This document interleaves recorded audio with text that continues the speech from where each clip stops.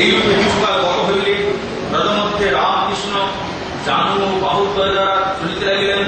কোটিভূষণ ও পাদভূষণ সকলের শব্দ দ্বারা মধুরভাবে পাদযুগল আকর্ষণ করতে করেছে স্বর্গের ন্যায় গমনকারী এবং রামকৃষ্ণ শব্দ দ্বারা চতুর্দিকে বিচারণশীল ব্রজবাসীগণের পশ্চাৎ অজ্ঞানে অত্যন্ত ভীত হইয়া শীঘ্র জননীদ্বয়ের সঙ্গে প্রত্যাবর্তন করিলেন।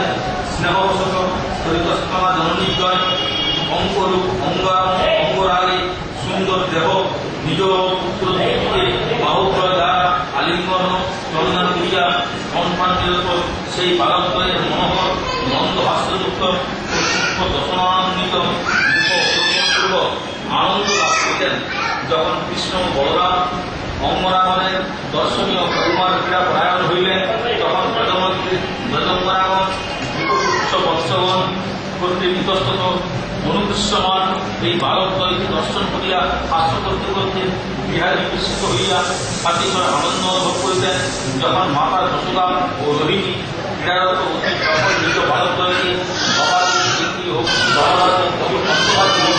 রক্ষা এবং গৃহকর্ম এককালে এই উভয় সম্পাদন করতে সমর্থ হইতেন না, তখন তাহাদিগকে অন্তঃকরণ অতিশয় প্রসূত হইত। এর আদর্শে অল্পকাল মধ্যে রামকৃষ্ণ ব্রত করে জানু ধর্ষণ না করিয়া বলপূর্বক স্বতন্ত্র পদ দ্বারা বিচরণ করতে লাগিলেন। তারপর ভগবান সমবয়স্ক ব্রজবালকদের সহিত ও বলরামের ক্রীড়া করিয়া ব্রজ মহিলাগণের আনন্দ বর্ধন করতে লাগিলেন। গোপীগণ কৃষ্ণের মনোহর বালকসাগর দর্শন করিয়া নন্দগৃহে আগমন পূর্বক মাতা যশোদাকে শুনাইয়া স্পষ্টাক্ষরে এই সকল কথা বলিতে লাগিলেন। যশোদে, আমরা কার্যান্তরে ব্যর্থিত হইলে তোমার এই পুত্র গোবহনের সময় না হইতেই গোবংশ সকল ছাড়িয়া যায়, তাহাতে কেহ ক্রোধ করিলে হাস্য করিয়া থাকে, আবার নানাবিধ সহ্য পায় ঘটনা করিয়া গৃহস্থ জ্যোতি নবনীত চুরি করিয়া ভক্ষণ করে, স্বয়ং ভক্ষণ করিয়া ক্ষান্ত হয় না, ভক্ষণ করিতে করিতে মানবীয়কে বিভাগ করিয়া দেয়। যদি কোনো বানর ভক্ষণ না করে, তাহলে তর্ক খারাপ হইয়াছে বলিয়া বান্ধব হইয়া থাকে। নির্দিষ্ট বালকদেরকে নখাভাবে ফালাইয়া পলায়ন করে। যে সময় গোপীগণ গৃহকর্মে অতিশয় ব্যস্ত থাকে, সেই সময় তোমার পুত্র দর্ঘাদী জ্যোতি অস্ত্র দ্বারা গ্রহণ করতে না পারে, তবে প্রভৃতির সাহায্যে ওই সকল বাড়িয়া লইবার উপায় ঘোষণা করিয়া হয়। আবার আমরা যদি শিকারস্থ কোনো মানুষের মধ্যে কোনো দখল করিয়া রাখি, তোমার পুত্র সেই সর্বজ্ঞ এই কৃষ্ণ নাও জানিতে পারে এবং জানিয়া ওই ধনকে চিত্র করিয়া দেয়। অন্ধকার দিয়েও মণিময় অলঙ্কার অলঙ্কৃত অঙ্গ গোপনে রক্ষিত করিয়া থাকে। এই চারুশীলে শ্রবণে যশোদে, তোমার পুত্র এইরূপ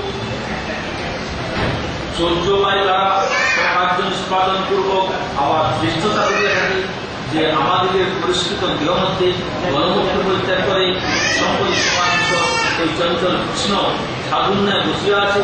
গোপীগণ শ্রীকৃষ্ণের সবাই নামেন্দুগল ও বদন দর্শন করতে করতে এইরূপ তাহার দুষ্কর্ম সকল ব্যাখ্যা করলেও মাতা দশা কিন্তু এই পুত্রকে ভর্ষা করতে ইচ্ছা করিলেন না, পরন্তু তাহার ভয় নিবারণের জন্য আশ্রমকে হইলেন।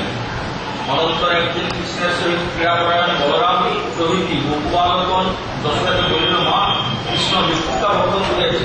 তখন হিতৈষিনী মাতা যশোদা পুত্রের ভক্ত ধারণ পূর্বক তাকে ভক্ষণা করিতে লাগিলেন এবং তৎজন্য ভয়চকিত নয়ন দর্শন করিয়া বলিতে লাগিলেন। যশোদা কহিলেন, পুত্র নির্জনে বসিয়া মৃত্যুতা ভক্ষণ করিলে এই কথা মিথ্যা, কারণ এই তোমার ব্রজবালকগণ এবং তোমার অগ্রজ রাম করিতেছে। কৃষ্ণ বলেন, হে মাতর, আমি মৃত্তিকা ভক্ষণ করি নাই, ইহারা সকলেই মিথ্যা বলিতেছে।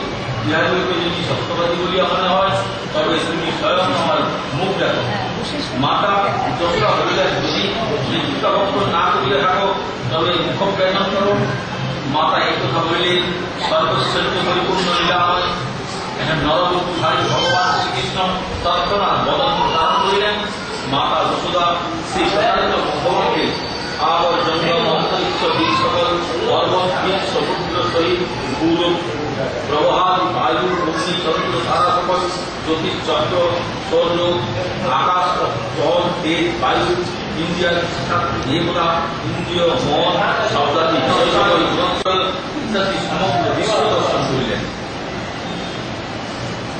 এইরূপ পুত্রের বর্ণন মধ্যে এককালে যে স্থানে ভোক্তার জীব গুণ জাতককাল পরিণাম হেতু স্বভাব জন্ম হেতু কর্ম ও কর্মজন্য সংস্কার দ্বারা চরাচর শরীর সকলে বেরিয়েছে, সেই বিচিত্র বিশ্ব ও তদ্ধস্ত আপনার আত্মজ কৃষ্ণের সহিত সমস্ত ব্রজমঙ্গল যুগপথ সন্দর্শন করিয়া বিস্ময়াপন্ন হইলেন এবং মনে মনে বিতর্ক করিতে লাগিলেন, এই কি স্বপ্ন, না শ্রী ভগবানের মায়া, না আমার কোনো বুদ্ধির পরিচয়, অথবা আমার এই শিশু সন্তানের কোনো স্বাভাবিক ঐশ্বর্য অভাব, যিনি চিত্ত মন কর্ম ও বাক্য দ্বারা যথার্থভাবে অনায়াসে তর্কের বিষয়ভূত হয় না, যিনি এই বিশ্বের আশ্রয়, যিনি ইন্দ্রিয়াদের অধিষ্ঠাতা এবং যে চেতন পুরুষ হইতে বিশ্ব প্রকাশিত হয়, আমি সেই বিরোধীশয় পূর্ণীয় পরম পুরুষের চরণানন্দের প্রণাম করি।